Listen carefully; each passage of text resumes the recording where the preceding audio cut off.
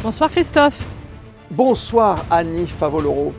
Et bonsoir à tous, ravi de vous retrouver ce dimanche soir sur Monaco Info pour revivre ensemble les meilleurs moments de la semaine alors que vient de débuter la plus importante course caritative en principauté, la No Finish Line, chère, vous l'aurez compris, à la présidente de Children and Future.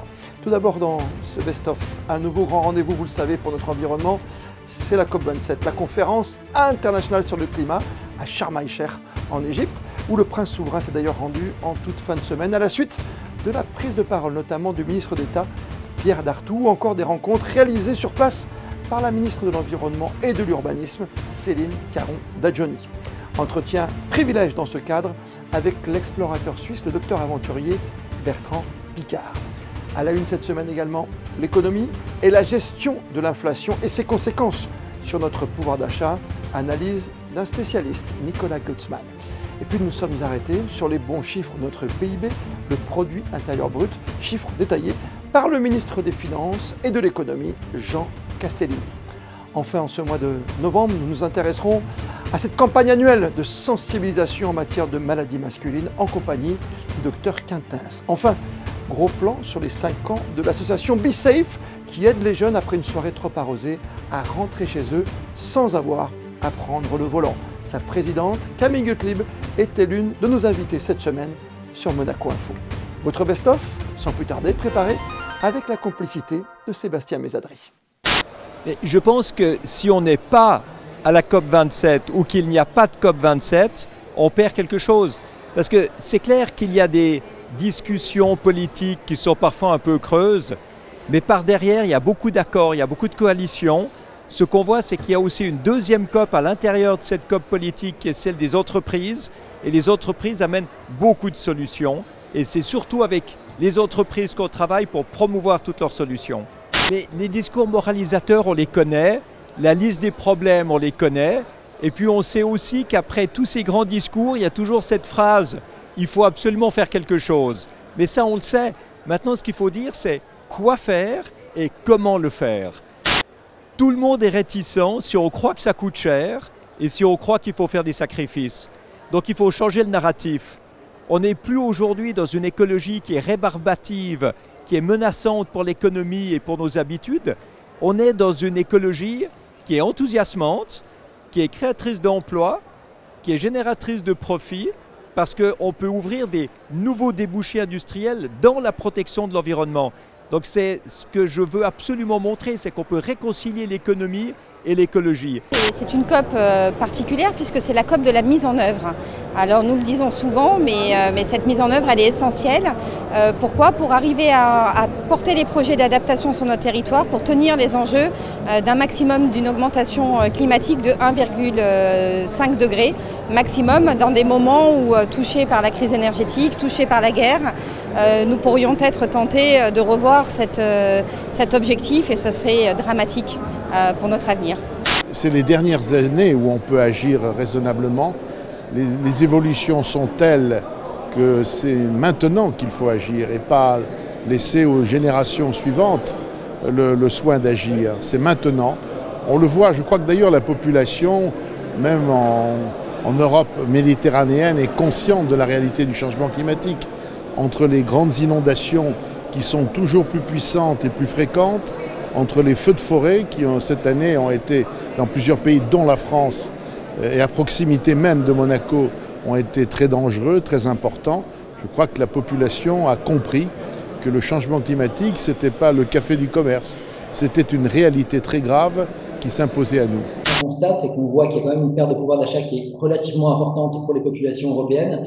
Évidemment, dans les pays où l'inflation est la plus forte, notamment les pays baltes ou les Pays-Bas, par exemple, où on a une inflation qui est aujourd'hui supérieure à 17%, c'est très important. Par contre, dans un pays comme la France, pour le coup, on a une inflation qui est quand même moindre que dans les autres pays européens. Aujourd'hui, on est à 7%. La perte de pouvoir d'achat est un peu moins importante, mais dans d'autres pays européens, ça devient effectivement très conséquent et ce qui donne, on va dire, des problématiques assez importantes pour la suite. Parce que, évidemment, quand vous perdez en pouvoir d'achat, vous êtes moins en mesure de consommer, ce qui augure de mauvais chiffres, en tout cas pour l'économie à venir. Ce qui est intéressant, c'est que les indices de prix en général qui sont mesurés par les indices statistiques sont statiques par eux-mêmes. Or, on sait que les ménages, évidemment, lorsqu'ils sont confrontés à des hausses de prix importantes, ont tendance à basculer leur consommation. C'est-à-dire que si vous avez un produit A qui augmente considérablement ses prix et que vous avez un produit B à côté qui a un prix un peu moins élevé, vous allez basculer votre consommation. Ce qui veut dire que l'inflation affichée aujourd'hui n'est pas forcément celle qui est forcément vécue par la population parce qu'elle va changer ses habitudes de consommation pour essayer justement de contrer ces hausses de prix. Et que donc, dans ces configurations-là, là, c'est plutôt un conseil pour les entreprises, c'est de ceux qui seront en mesure d'avoir des prix les plus bas seront les plus grands vainqueurs de cette situation-là. L'analyse, elle est évidemment très positive à plus d'un titre. Nous nous sommes aperçus lors de notamment la saison d'été 2022 que l'économie monégasque, si j'ose dire, tournait à plein régime. Et si l'on regarde les chiffres de l'année 2021, donc l'année complète qui s'est écoulée, nous en percevions déjà des signaux très, très forts et là encore très positifs. Un PIB de 7,27 milliards d'euros en 2021.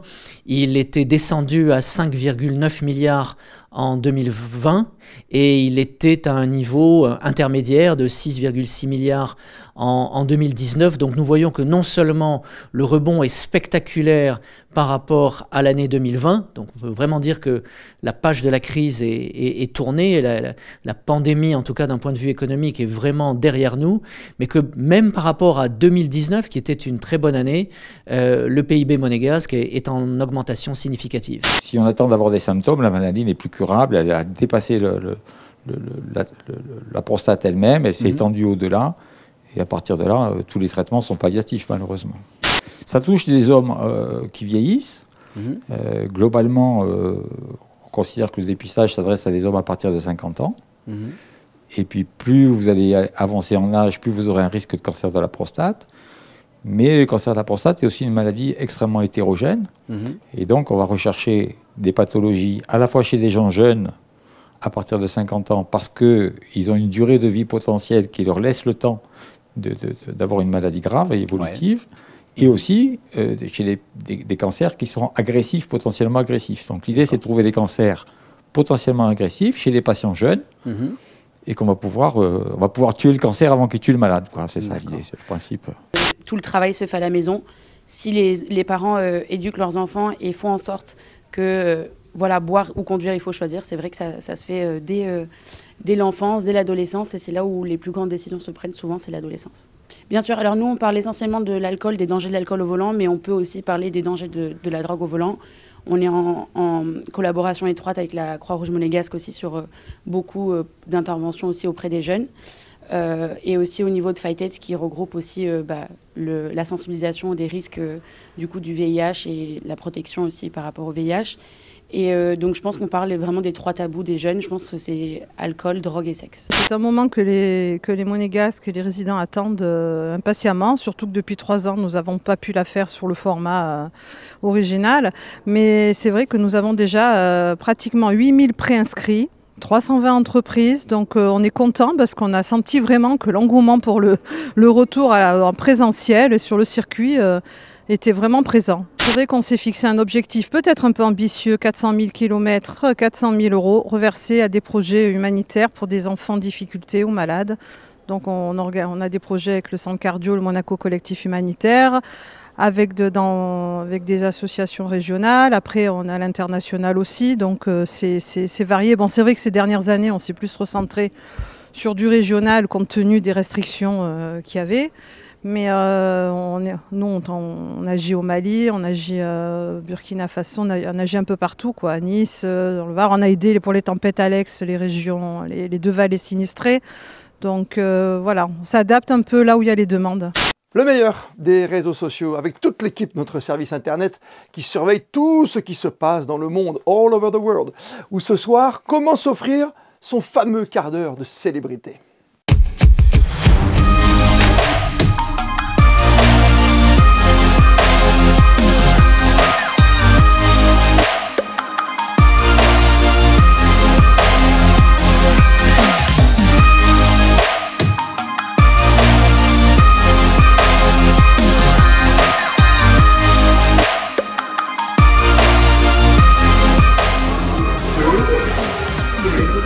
Where is he? All the way.